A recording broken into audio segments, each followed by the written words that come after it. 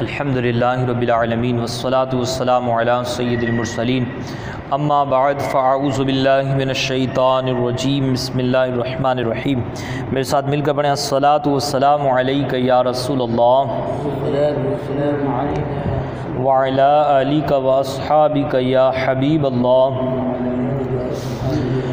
الصلاة والسلام علیک یا نبی اللہ وعلی آلک واصحابک یا نور اللہ۔ تلاوت کلام پاک کے حوالے سے ہماری گفتگو چل رہی تھی، آج پھر چند باتیں اسی حوالے سے پیش خدمت ہے، سماعت فرمائیں۔ سرکار مدینہ صلی اللہ تعالی علیہ وآلہ وسلم نے فرمایا کہ اللہ عز و جل فرماتا ہے کہ جس کو قرآن نے میرے ذکر اور مجھ سے سوال کرنے سے باز رکھا اسے میں اس سے بہتر دوں گا جو مانگنے والے کو دیتا ہوں۔ سبحان اللہ۔ کتنی پیاری یہاں حدیث قدسی ہے کہ جو صرف قرآن کی تلاوت کرتا رہے اور اللہ سے سوال نہ کرے، جھوم جھوم کے قرآن ہی پڑھتا رہے، قرآن کو سمجھتا رہے، کبھی ترجمے میں مشغول رہے، کبھی تفسیر میں مشغول رہے، مانگنے کی فرصت ہی نہ ملے،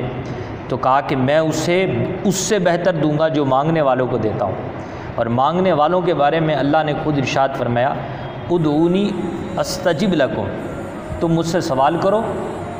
تم مجھے پکارو، میں تمہاری پکار کو قبول کروں گا۔ تو یہ مانگنے والوں سے کہا،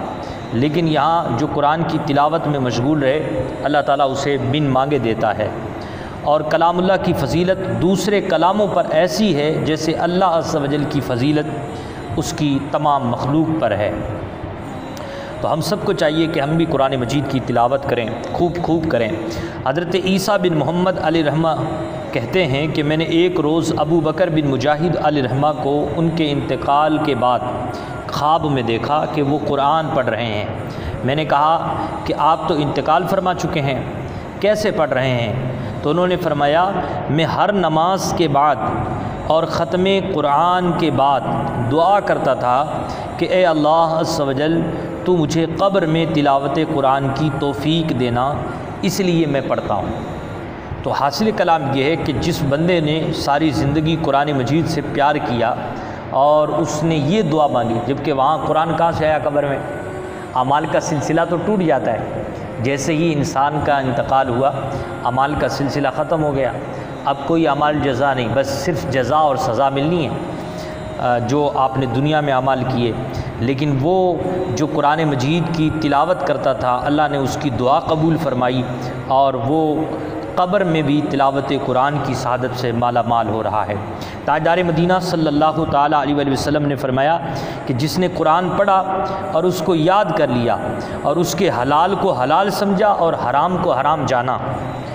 اس کے گھر والوں میں سے ان 10 شخصوں کے بارے میں اللہ عز و جل اس کی شفاعت قبول فرمائے گا کہ جن پر جہنم واجب ہو چکا تھا۔ یعنی یہ خود تو بخشا جائے گا، یہ تو خود تو جنت میں جائے گا، ساتھ میں اپنے گھر والوں میں 10 لوگوں کو جو جہنم میں جا چکے تھے انہیں بھی جنت میں لے جائے گا۔ یہ حضور پاک کا فرمان ہے، ترمذی ابن ماجہ کی حدیث ہے۔ تو آپ دیکھیں، غور فرمائیں کہ کاش ہم بھی قرآن پڑھیں اور اس کو جانیں کہ اس میں کیا حلال ہے کیا حرام ہے، اور پھر اس کے حرام کو حرام جانیں، اس کے حلال کو حلال جانیں۔ اس کے لیے سب سے بہترین طریقہ یہی ہے کہ ہم روزانہ 3 آیات ترجمہ اور تفسیر کے ساتھ پڑھیں۔ انشاءاللہ 4 سال 5 سال کی مدت میں ہمارا ختم قرآن مکمل ہو جائے گا، اور اسی طریقے سے پھر یہ خزائن العرفان ہماری ختم ہوئی، نور العرفان لے لیں، چھوٹی چھوٹی تفسیریں ہیں، یہ ختم ہوئی تو کسی آسان سی تیسری تفسیر لے لیں، ضیاء القرآن لے لیں، ضیاء القرآن ختم ہوئی تو پھر جو ہے صراط الجنان لے لیں، صراط الجنان ختم ہوئی قرآن کی تفسیر لے لیں، پھر اس کے بعد تفسیر نعیمی لے لیں۔ اس طریقے سے اگر ہم نے قرآن پاک پر توجہ دی تو انشاءاللہ ہم قرآن مجید کے حوالے سے بہت کچھ سیکھ جائیں گے۔ تو آپ اور ہم سب بھی یہ تمام باتیں کر کے جنت کے مستحق بھی بن سکتے ہیں، اور حضور پاک نے جو بشارتیں اپنی پیاری پیاری زبان، کہ جس زبان کے بارے میں امام عشق و محبت امام احمد رضا خان کہتے ہیں کہ وہ زبان جس کو سب کن کی کنجی کہیں، اس نافذ حکومت پہ لاکھ سلام، پتلی پتلی گلے قدس کی پتیاں، ان لبوں کی نزاکت پہ لاکھوں سلام۔ تو وہ جو لبہائے مبارک سے جو الفاظ نکلے ہوئے ہیں، ان الفاظوں سے اگر ہم بھی بیراور ہونا چاہتے ہیں تو ہمیں بھی چاہیے کہ ہم قرآن سے اپنا اچھا خاصا تعلق رکھیں، کہ جیسے ہم اپنے بچوں سے اچھا خاصا تعلق رکھتے ہیں، انہیں اٹھتے بیٹھتے تادیبی کارروائی سے بھی کام لیتے ہیں، انہیں سمجھانے پر بھی فوقیت دیتے ہیں، ویسے اگر ہم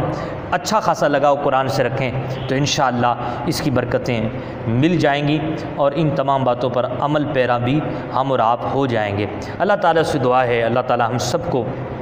ان باتوں پر عمل کرنے کی توفیق عطا فرمائے، اور ہم سب کو قرآن مجید کی تلاوت کرنے سے جو عظیم سعادت ہے اس سے ہم سب کو مالا مال فرمائے۔ آمین اللہم